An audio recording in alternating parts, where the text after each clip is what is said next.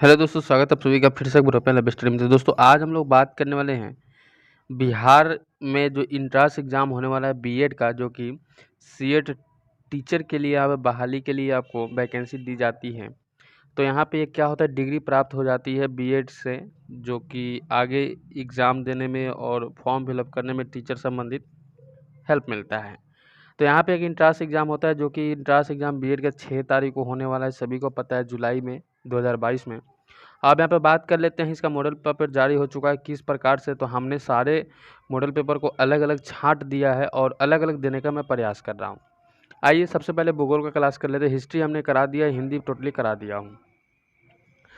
Video को like और share कर दीजिए अपने दोस्तों के साथ में अगर हेल्प मिलती है तो। और साथ ही अगर आपको किसी प्रकार की दिक्कत आपको लग रहा है तो नीचे डिस्क्रिप्शन बॉक्स में आप लिंक के माध्यम से टेलीग्राम ग्रुप ज्वाइन करके दे सकते हैं, या कमेंट के माध्यम से कोई भी सवाल हमसे कर सकते हैं।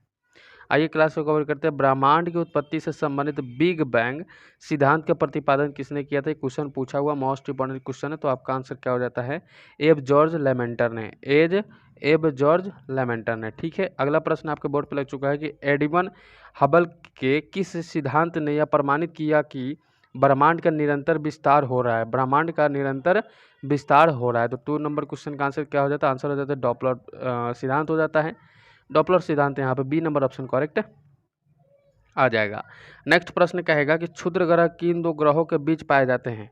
क्वेश्चन आपसे पूछा जा सकता है कि क्षुद्र ग्रह किन दो ग्रहों के बीच में पाया जाता है, ये चीज़ें आपसे पूछा जा सकता है, मेंशन कर सकता है।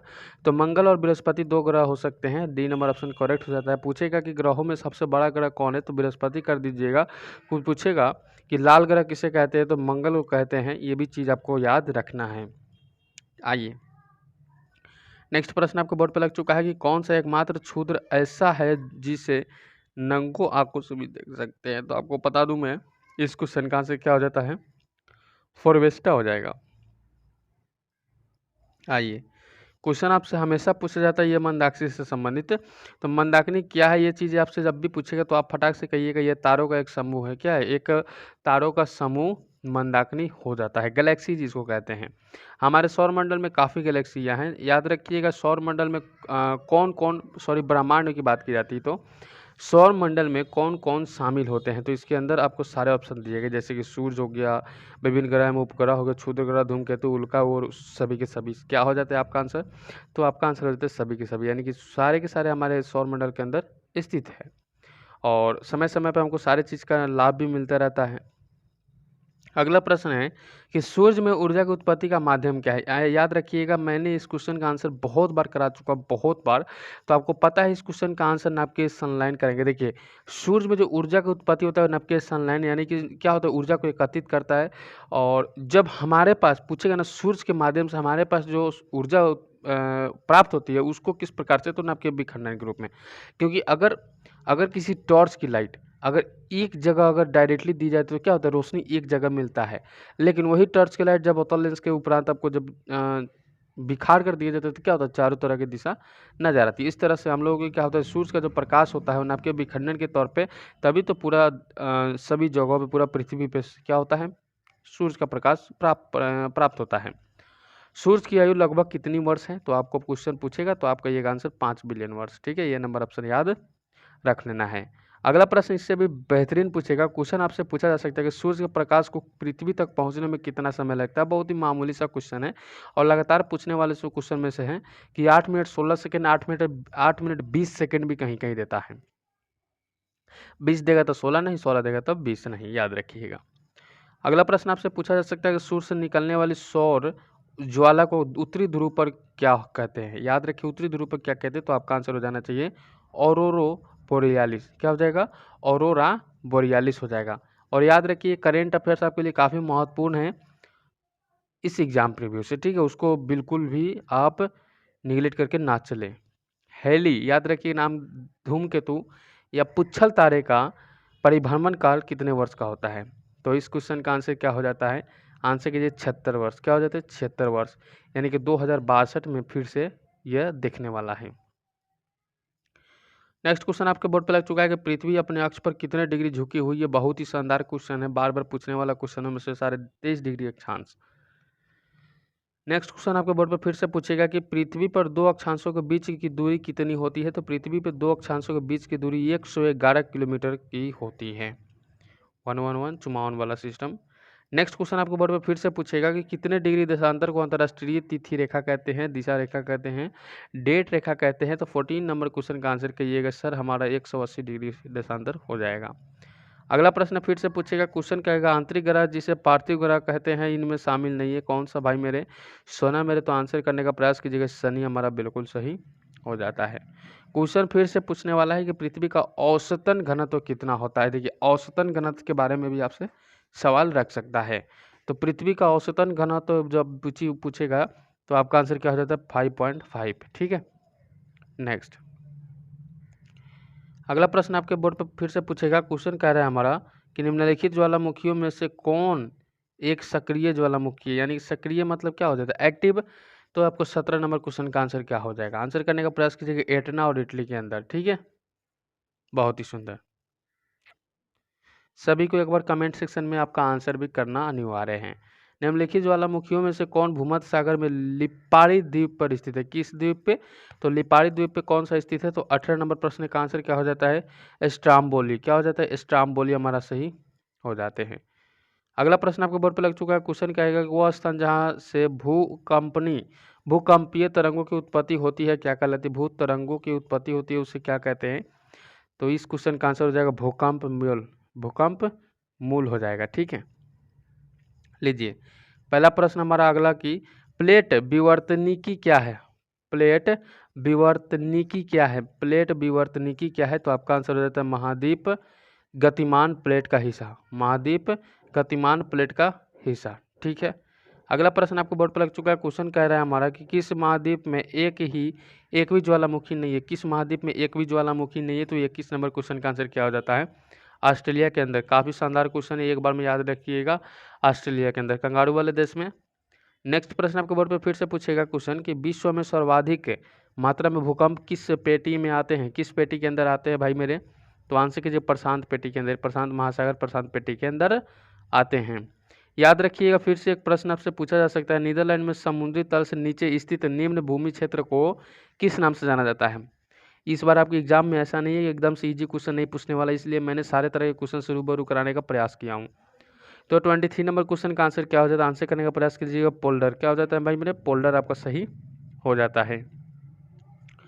नेक्स्ट क्वेश्चन फिर से कि भूमध्य रेखा से 5 डिग्री उत्तर एवं 5 डिग्री दक्षिण में स्थित दाब पेटी क्षेत्र को क्या कहते हैं। दाब पेटी क्षेत्र को क्या कहते हैं। तो 24 नंबर क्वेश्चन का आंसर क्या कीजिएगा डोलड्रम क्षेत्र। क्या हो जाता है डोलड्रम क्षेत्र। याद रखिए डोलड्रम क्षेत्र याद रख लेना है। अगला प्रश्न आपके बोर्ड पर फिर से पूछने वाला है। क्वेश्चन कह रहा है उपोष्ण उच्च दाब पेटी को अन्य किस प्रचलित नाम से जाना जाता है। उपोष्ण उच्च दाब पेटी को अन्य किस प्रचलित नाम से जाना जाता है। तो 25 नंबर क्वेश्चन का आंसर कीजिए अस्वक्षांश क्षेत्र से। अस्वक्षांश क्षेत्र से। आइए अगला प्रश्न की ओर चलते हैं कि उपध्रुवीय निम्न वायुदाब पेटी के निर्माण के लिए निम्नलिखित में से कौन एक कारक जिम्मेदार है। निम्नलिखित में से कौन सा एक कारक जिम्मेदार है। तो 26 नंबर क्वेश्चन का आंसर क्या हो जाता है घूर्णन गति। क्या हो जाता है घूर्णन गति हमारा सही हो जाते हैं। लीजिए फिर से प्रश्न को एक्टिव करते हैं। क्वेश्चन कह रहा है किस बल के प्रभाव के कारण उत्तरी गोलार्ध में पौने दाई और दक्षिणी गोलार्ध में बाई ओर मुड़ जाती हैं।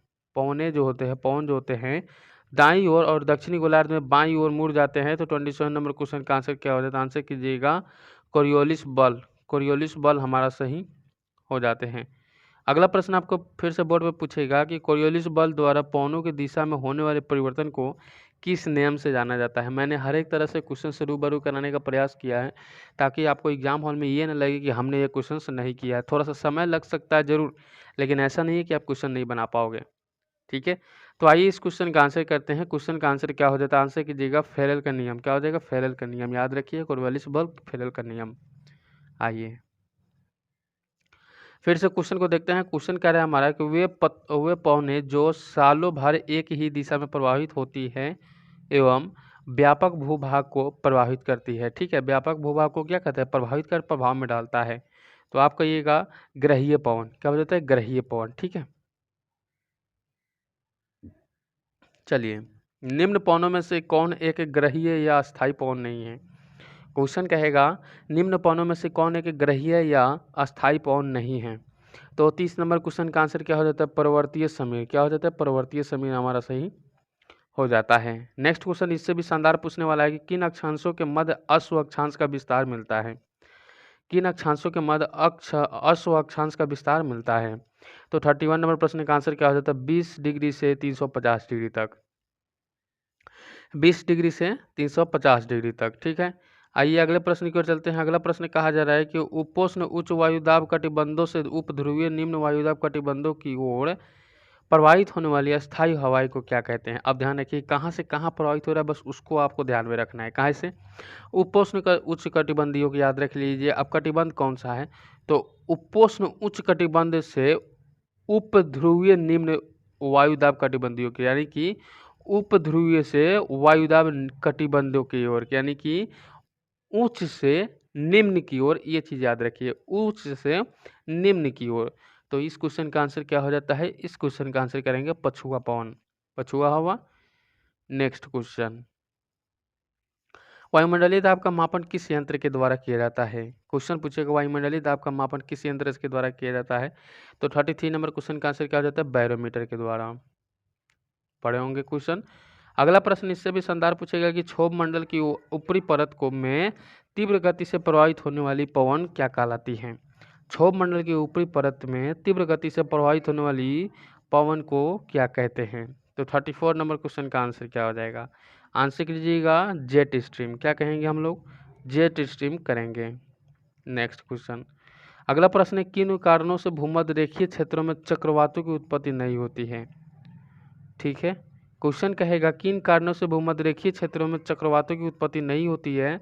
तो 35 नंबर क्वेश्चन का आंसर क्या हो जाता है, कोरियोलिस बल अभाव के कारण, कोरियोलिस बल के अभाव के कारण। अगला नेक्स्ट क्वेश्चन है महासागरीय धाराओं की उत्पत्ति निम्न में से कौन सबसे महत्वपूर्ण भूमिका निभाता है। क्वेश्चन कहेगा महासागरीय धाराओं की उत्पत्ति में निम्न में से कौन सा सबसे महत्वपूर्ण जो भूमिका है वो निभाता है। तो 36 नंबर क्वेश्चन आपसे फिर से पूछने का प्रयास करेंगे, तो आप कहिएगा पृथ्वी की घूर्णन गति से। चलिए अगला देखते हैं। अगला टॉपिक, अगला क्वेश्चन आपको बोर्ड पे कि किस महासागरीय जलधारा को यूरोप का कंबल का संज्ञा दी जाती है, यानी कि उसको क्या कहा जाता है, यूरोप का कंबल क्या कहा जाता है। ये चीज़ें आपको कर सकते हैं, तो आप गल्फ स्ट्रीम जलधारा कर दीजिए। क्या हो जाता है, गल्फ स्ट्रीम जलधारा आपको कर देना है। आइए अगला प्रश्न आपको बोर्ड पर लग चुका है, क्वेश्चन फिर से पूछने वाला है कि निम्नलिखित में से कौन हिंद महासागर का ठंडी जलधारा है। अभी हम लोगों ने क्या पढ़ा, ऊपर गर्भ जलधारा जलधारा पढ़ा। अभी यहाँ पे तक क्या दिया गया, ठंडी जलधारा। तो दोनों चीज़ें आपको मेंशन हो गया, पश्चिमी ऑस्ट्रेलिया जलधारा। तो दोनों याद हो गया, दोनों आपको याद रखना ही है। एग्जाम हॉल में कोई भी पूछा जा सकता है, जरूरी नहीं है कि एक ही पूछे। निम्नलिखित में से कौन एक गर्म जलधारा उदाहरण है, यानी कि इसको उदाहरण भी बताना है। आप कहिएगा अलक्सा जलधारा के बारे में, अलक्सा जलधारा याद रख लेना है। नेक्स्ट प्रश्न फिर से पूछने वाला है आपसे कि वायुमंडल में उपस्थित कार्बन डाइऑक्साइड गैस का मात्रा अन्य गैसों की अपेक्षा कितना अनुपात है। क्वेश्चन पूछेगा वायुमंडल में उपस्थित कार्बन डाइऑक्साइड गैस की मात्रा का अन्य गैसों की अपेक्षा कितना अनुपात है। तो 40 नंबर क्वेश्चन का आंसर क्या कीजिएगा, 0.03%, 0.03%। आइए अगला क्लास को कवर करते हैं। क्वेश्चन क्या है कि कनाडा का कौन सा नगर गेहूं की मंडी के लिए विश्व प्रसिद्ध है, यानी कि गेहूं की मंडी के लिए क्या है, फेमस है।